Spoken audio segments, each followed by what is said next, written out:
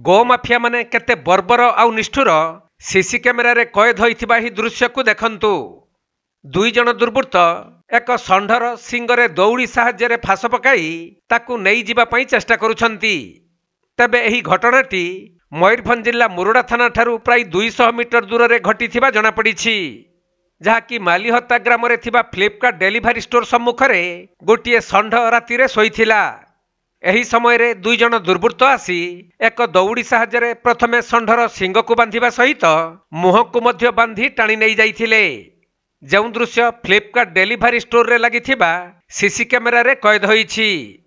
तबे जणे दुर्बृत्तर मुह कैमेरा रे ठीक भाव में देखा जाउथबारु पुलिस एहार अनुसंधान कले सही दुर्बृत्त को धरिबारे सफल हेबे निश्चय।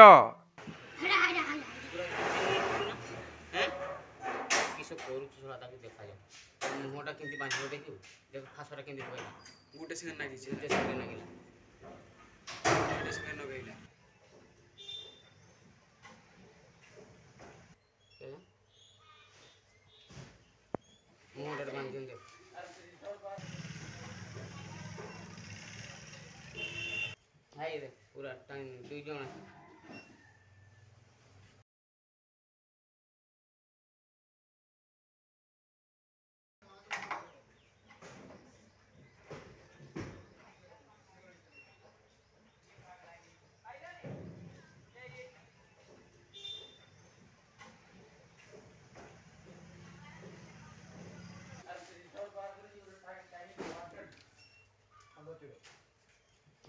पूरा टाइम दुई जन